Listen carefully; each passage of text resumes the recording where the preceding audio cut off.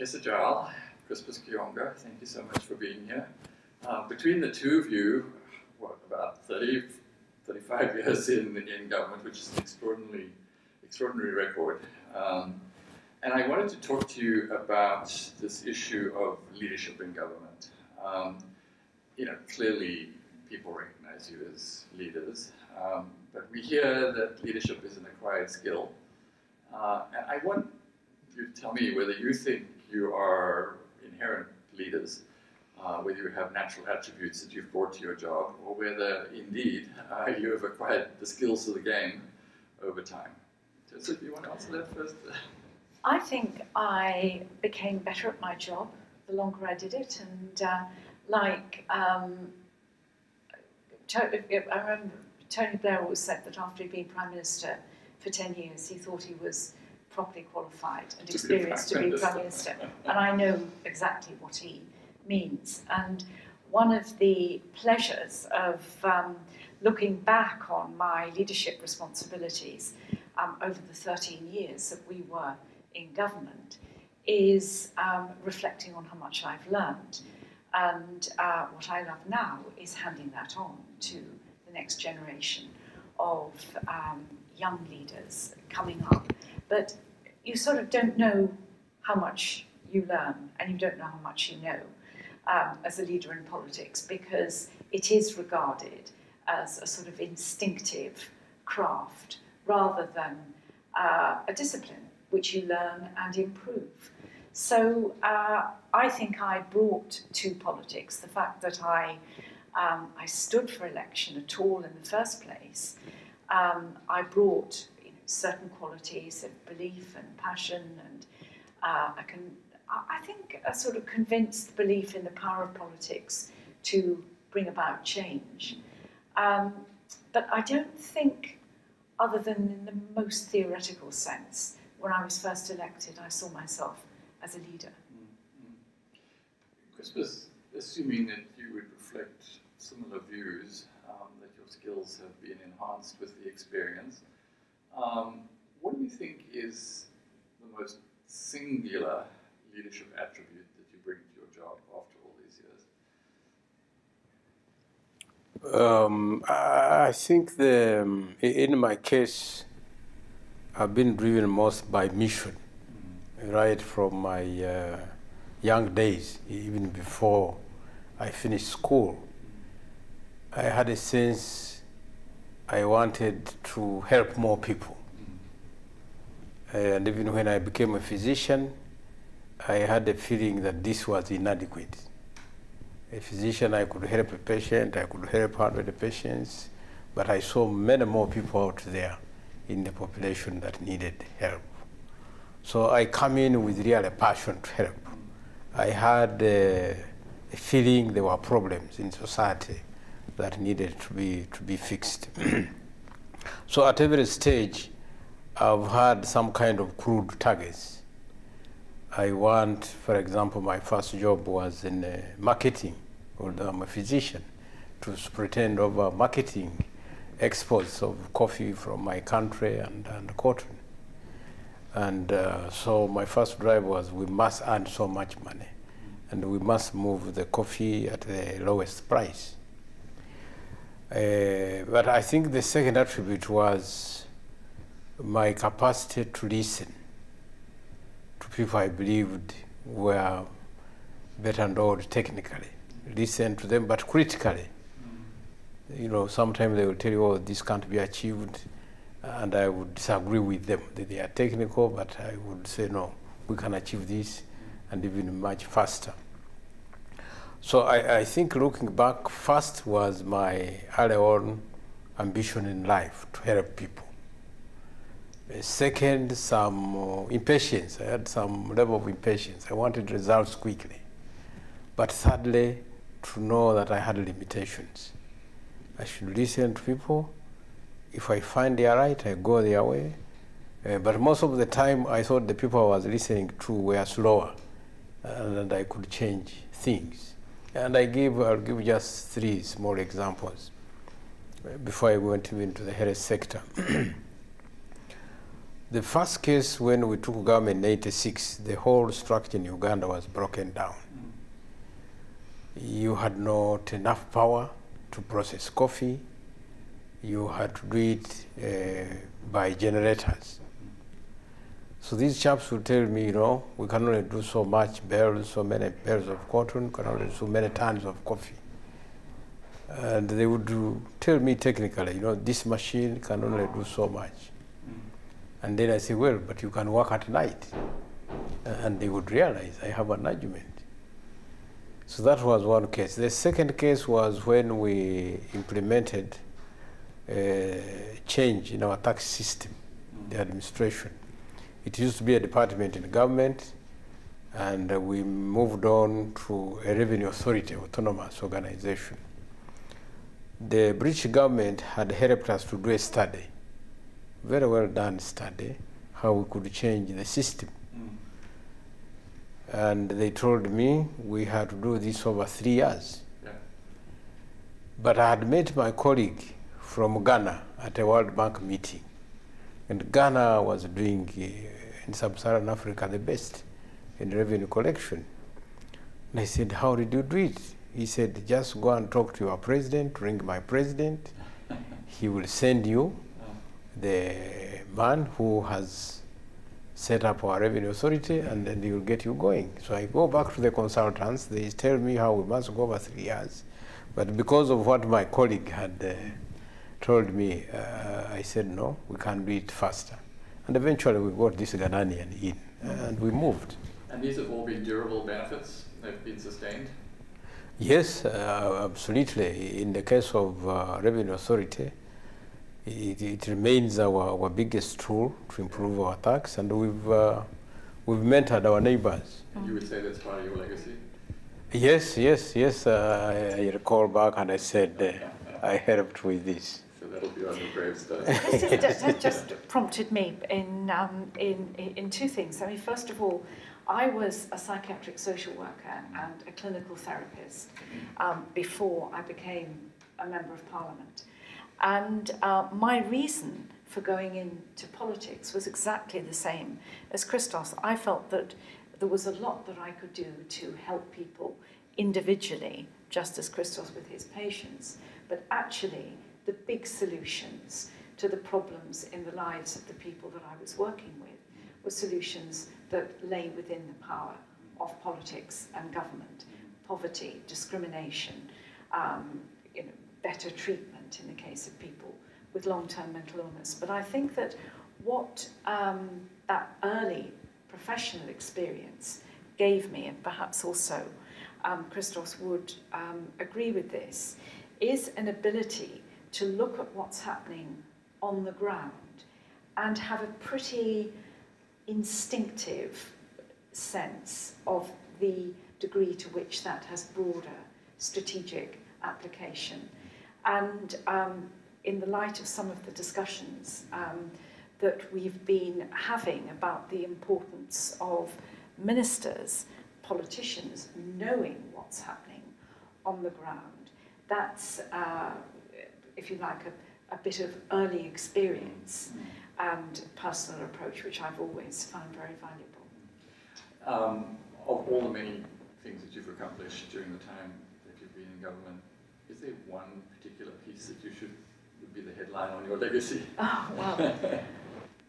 I think that, obviously I was heavily associated with the Olympic Games with a team of 6 or 7 people at the core of that project for 10 years. And I'm very proud of what we achieved for the country, for East London, which saw 60 years of regeneration achieved in 6, and of course what it did for our athletes, showcasing them they did better than ever before, and the country was, people up and down the country who felt they were their games, incredibly proud. So of course I'm very proud of that.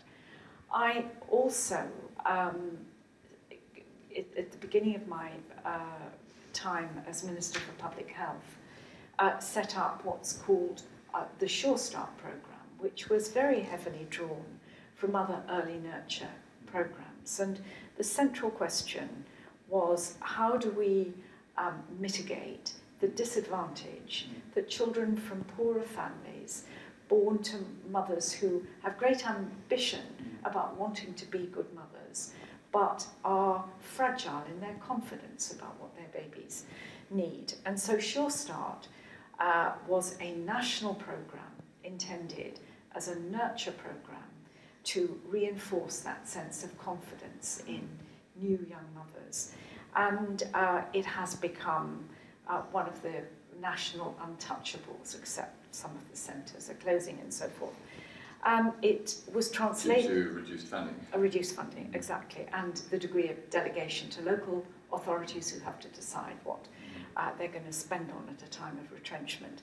And, but I think that it's an idea that will always be with us, and I'm just gearing up at the end of my life as a Member of Parliament, my time as a Member of Parliament, to think about how we create the next stage, which is now so firmly grounded in evidence about the critical nature of the first 1,000 days for a child's subsequent chances of healthy and successful development.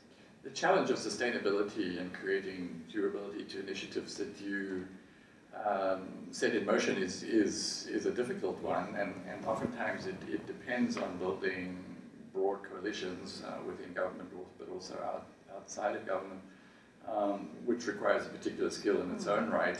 Do you want to share some thoughts on how you have done that? I know in your experience as Health Minister, you had many non-government actors and external donors and so on to coordinate and to bring in line with government policy, which often is very challenging. Yes, yes, coalitions, and this will vary depending on the nature of the problem you are solving, and whether it's a problem that has many tenets, is widespread. For example, if I go back to my time as Minister of Finance, to fix and change the revenue system just required me to convince the President. The President knew we had a big problem with revenue, and I just gave him a figure. I said, sir, now the World Bank is saying we are collecting 4% of our GDP as revenue, but there are other countries out there at 20. And this struck him. And he said, how can we do it? I said, Ghana can help us. They are somewhere towards 20. And that's all. By coincidence, our partners, the British, had given us this consultancy, so we just used this technically and moved on. This was just repeating something that had happened somewhere. We needed it badly, and it moved. Now, in the health sector, my initial approach was controversial. I really wanted to spread out the limited resources that we have in health, human personnel, out there to get people out from the towns to the countryside. So I didn't consider it sufficient to talk about the district. I decided to create another sub-division below the district I called Health Sub-District. And the traditional partners, WHO, ODA of UK, didn't quite understand this. They thought this was too ambitious. It would be difficult to achieve, but I insisted that I kept giving why I believed that. They told me that young doctors would not go up country. Fortunately, as I went around in my job, I found in the most remote part of our country called Karamoja, young doctors born in the center were out there. All they needed was a motorcycle to be there and to do their work. Here partners were not easy to come by. I had two technical assistants of mine, young people. We would thrash out these ideas, we write them on paper, and at least for them, either they were convinced or because I was the commander, they just went along. But eventually we had a commissioner in charge of aid coordination in the ministry. very, very respected person. He saw my point and turned to my side. I suspect this was the one single most helpful person who turned a critical mass of the donors. And we moved on, but otherwise it had been a confrontational between me and the donors. Yeah, but you had a deliberate strategy. Yes. You had to bring these people on. Yeah. I also hung around something because the center of this health sub-district was that we should have a health facility below hospital, simpler than hospital, which we called Health Center 4. And my strongest argument for this was emergency obstetric surgery.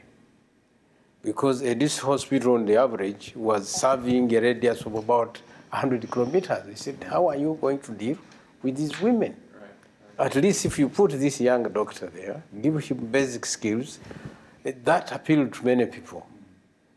And now the health sub-district lives on as a legacy that we have left behind.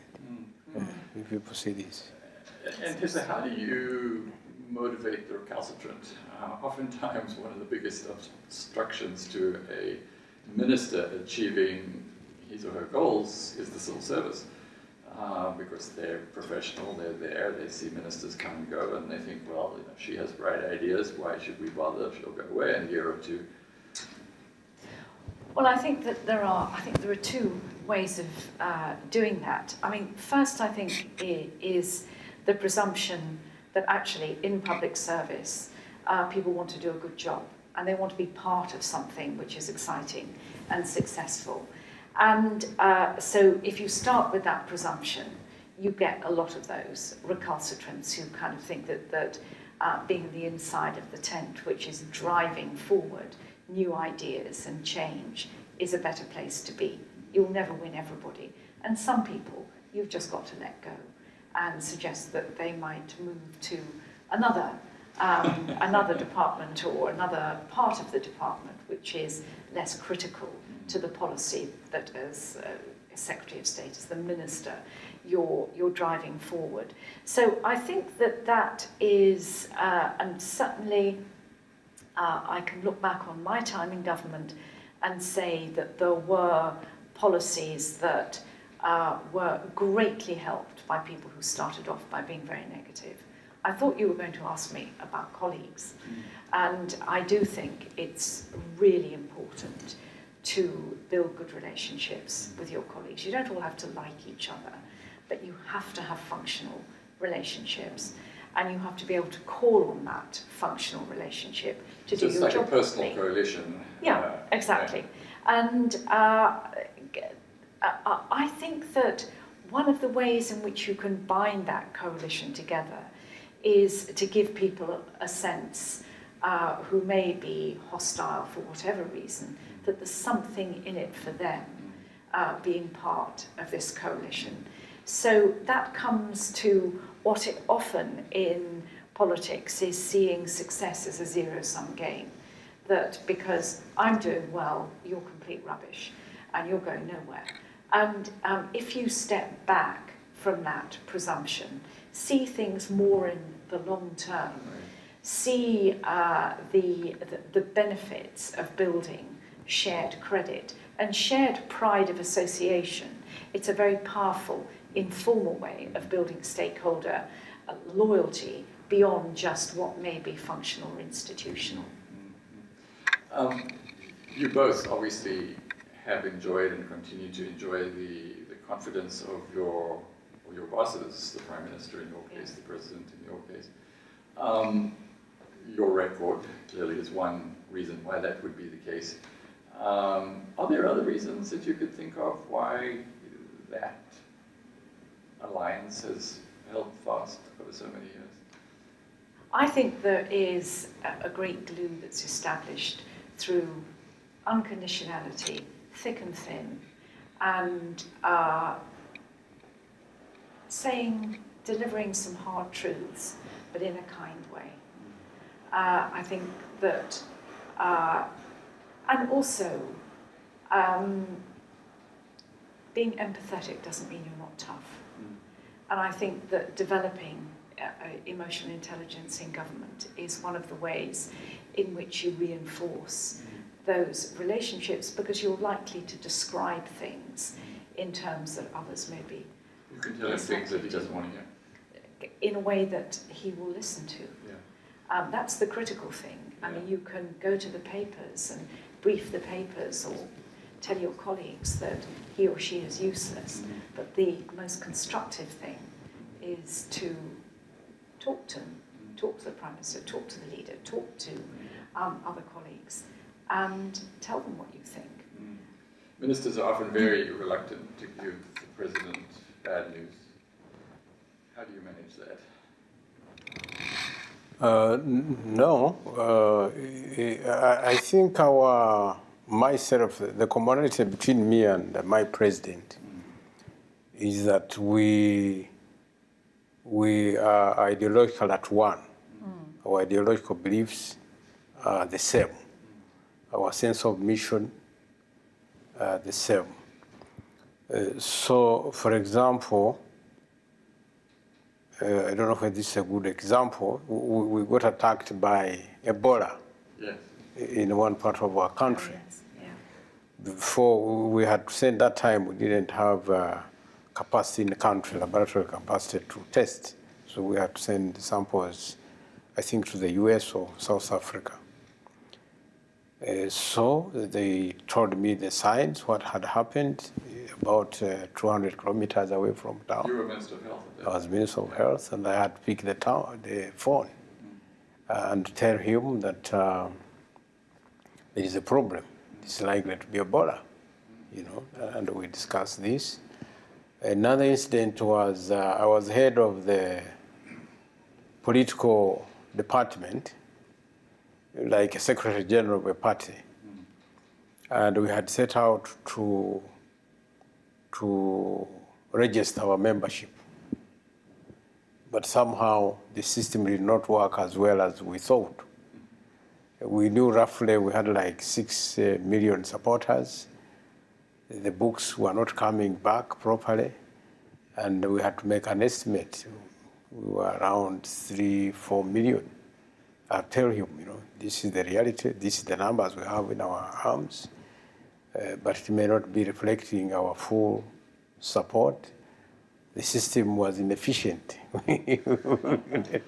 We find it very useful to tell each other the truth, because otherwise you will not help each other. Yeah. Absolutely. A question to both of you. Is there something that you now know that you wish you had known when you started out? I wish I had been prepared for the loneliness of leadership and those moments when, because of the great responsibility you carry as a minister, you are on your own. And handling those moments is absolutely definitive of your subsequent success, the success of your policy and the sustainability. And I look back over my years as a minister, and I think there were probably 4 moments of great loneliness, but they were absolutely defining of and for me. You feel you made the right decisions in those circumstances? Yes, I did. I did. How about you, Crispus? A lonely job? Yes, sometimes it is. Particularly, I faced this in the Ministry of Finance. We had a very, very difficult economy. Ideologically, we had a different orientation to that, for example, Bretton Woods institutions. And sometimes you will be out there in Washington and you have to take decisions. And at that time, communication was difficult. You can't get the head of state on phone easily, and yet the negotiation must finish. So, but you trust, I think, in political leadership is the most important element.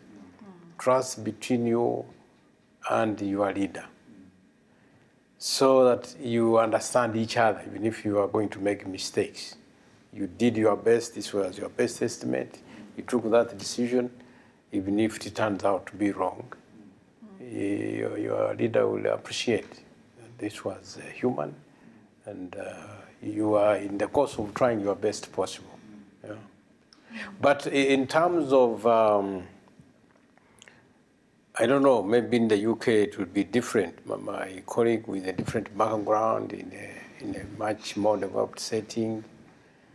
I think in our case, we come into leadership without, the brief is insufficient. How does the world work?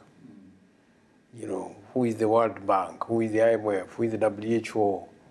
What are the universities doing? So that's why I'm finding this time at Harvard very, very useful, I think, for the young people. And as we discussed before, Michael, my feeling still is that Harvard has touched the right end of the stick, but we need to use it more effectively.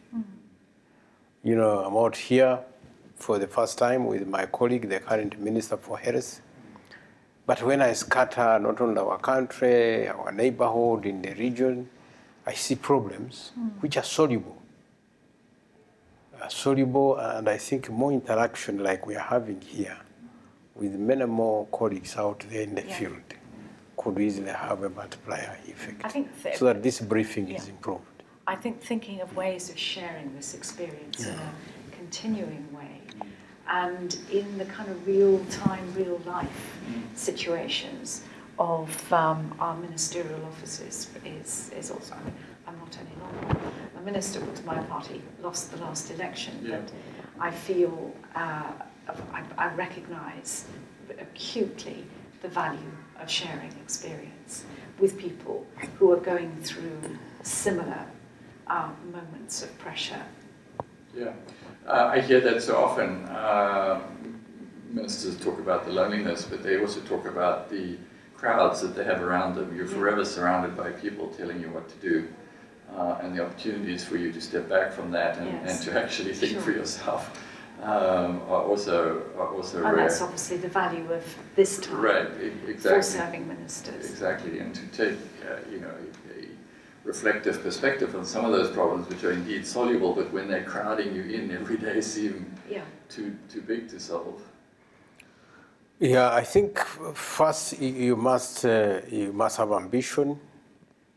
You must have a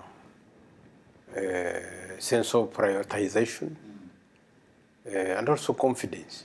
I think first and foremost you must realize you are in charge. Somebody mentioned earlier in the week the idea of relentless optimism as being an important attribute of a leader, or somebody who holds a position of leadership.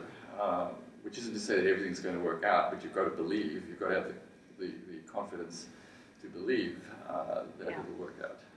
Yes, definitely that's a key driver. You must have confidence, you must believe that what you are working on will work, but also you must at times step back and say, are things working? And if it doesn't? Well, you must be ready to turn corners. Have the courage to recognize your mistakes. Because, like, if you are in health, you are in security. If you are on the correct path, people are going to benefit. If you are not, people are going to suffer and you are going to waste resources. So it's very important that you calibrate the impact of what you are doing. Did you find need to change course at some point?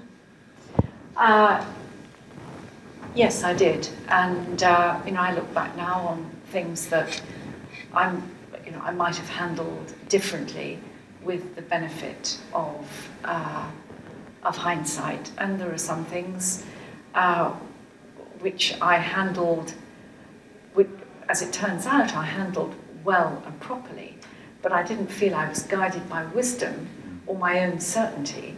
I was guided by my belief in the discipline of the process. And I mean, one example was when I was Minister for Public Health. This was one of the really toughest times for me.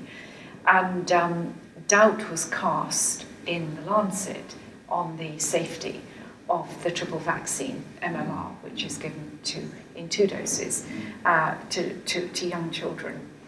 And there was what was regarded as a compelling, persuasive research study undertaken by a very telegenic, personable doctor.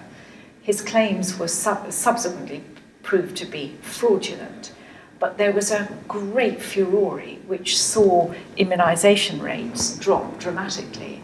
And the fact that we've had measles epidemics more recently is directly because of that.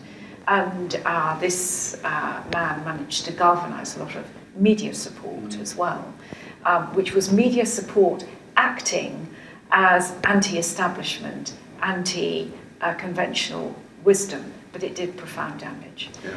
And I was, because I'd been a health policy analyst before and practitioner before I became a member of Parliament, I was absolutely convinced about the need for evidence, and that if you feel lost, look for the evidence to guide you.